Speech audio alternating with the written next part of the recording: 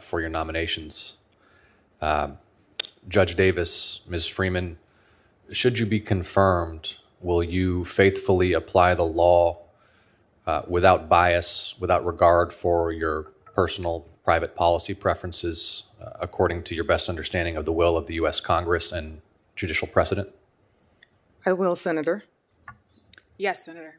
I'd like to ask you both about, based on your experience, your views on language access in federal courts and as well as other courts across the country. Ms. Freeman, based upon your experience as a public defender, what's been your experience of the particular challenges faced by parties trying to navigate the legal system who may not be fluent in English?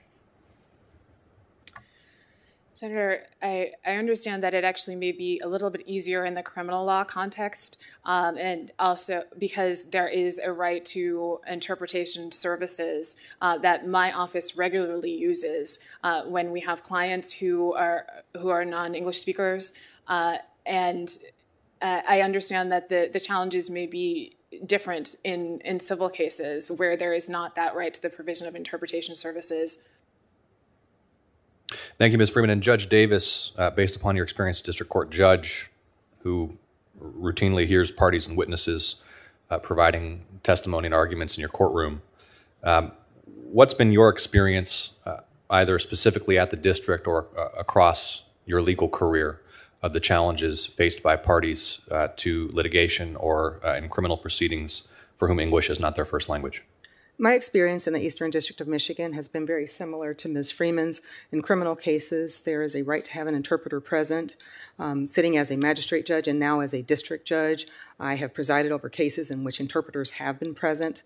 It's not quite the same in civil cases. I haven't had the issue come up in civil cases, but what I can say is that the court in the Eastern District has conducted outreach in communities where English is a second language to ensure that there is access to justice, particularly with respect to jury service and encouraging people who don't have English as their first language to participate in jury service. Thank you, Judge. Ms. Freeman, it's been brought to my attention that the Third Circuit, the court to which you've been nominated, has praised you explicitly for your advocacy, the quality of your advocacy, and for your legal acumen. You have dedicated much of your career to representing indigent clients in habeas cases. Can you please characterize for the committee your experience in habeas cases, your perspective on relevant law and jurisprudence? Thank you, Senator. I represent individuals whose convictions took place in both state courts and federal court. I represent individuals in the United States District Court as well as the Third Circuit Court of Appeals. My office gets appointed at different stages. In the district court, sometimes we are appointed so early that we have the opportunity to fully review the record, a voluminous record of what transpired in state court, for instance, to assess whether there were any constitutional violations that could be challenged in federal court under the governing law. We oftentimes compile present evidence to the district court, either documentary evidence or testimonial evidence, do briefing, oral arguments, evidentiary hearings in the district court. In the appellate matters, of course, there is a fixed record, but I have litigated 28 appeals in the Third Circuit, either alone or with co-counsel, and provided oral argument to the court on 7 occasions, including once to the en banc court. Thank you. And question for you both, beginning with you, please, Judge Davis. At the appellate level, you may encounter more cases where you are called upon to consider novel legal questions or to reconcile conflicting precedent.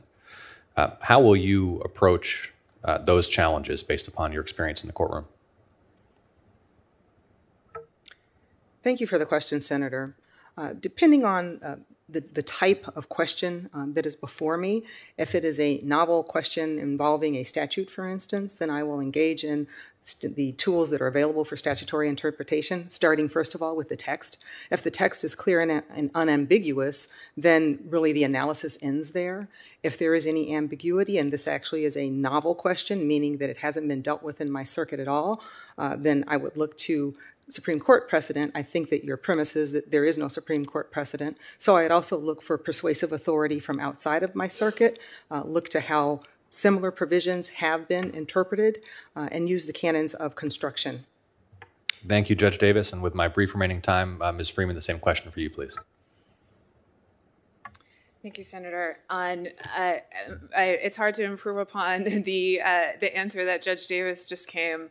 But I would agree that those are the principles that must be applied. You start with the text and with precedent from the Supreme Court and the relevant circuit. And if that is unclear, then you move on to the subsequent sources of authority, including the canons of interpretation.